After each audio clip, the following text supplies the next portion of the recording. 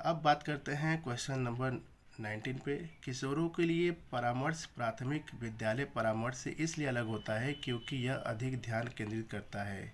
इसका आंसर देखिए, वैसे सी होगा, जो कि मैंने सही करके भी काट दिया था।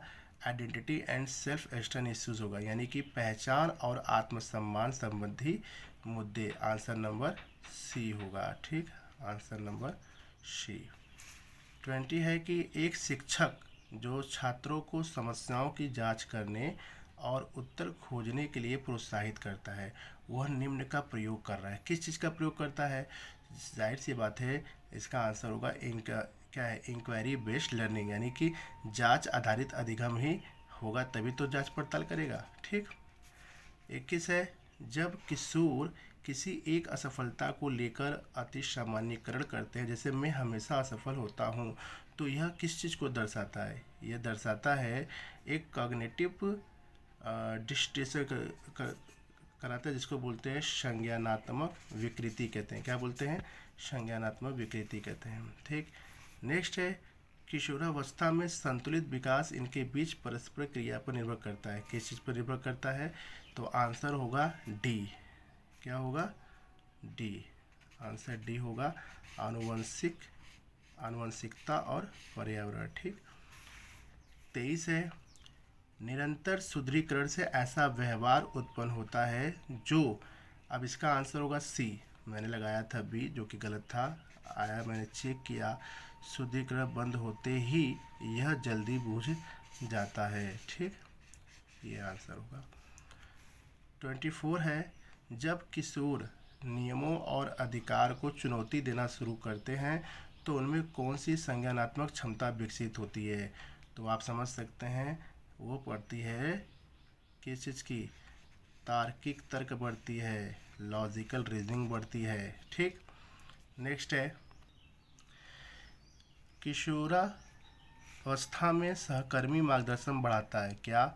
अब इसका आंसर होगा सामाजिक एकीकरण होगा। ठीक, सामाजिक एकीकरण। नेक्स्ट है, पियाजे के अनुसार किशोर सोचना शुरू करते हैं किस चीज़ में? अमूर्त रूप से सोचना शुरू करते हैं। आप लगा सकते हैं, अमूर्त रूप से सोचना शुरू करते हैं। ठीक, आंसर होंगे सी। आगे है, वाइगोत्स्की के अनुसार सीखना विकास से पहले आता है क्योंकि, ये आंसर सही है, क्योंकि सामाजिक संपर्क संज्ञानात्मक विकास को बढ़ावा देता है। ठीक। वैसे मैं बता दूं, पेपर बहुत हार्ड भी नहीं था और ना ही बड़ा सरल था, मॉडरेट हम मान सकते हैं। ठीक, अगर कोई पढ़ा होगा तो आंसर दे सकता है। विकास में आनुवंशिकता और पर्यावरण परस्पर क्रिया करते हैं, क्योंकि आंसर है सी होगा। मैंने डी लगाया था, जो कि मेरा गलत था। आंसर होगा सी, पर्यावरण आनुवंशिक क्षमता को आकार देता है। ठीक।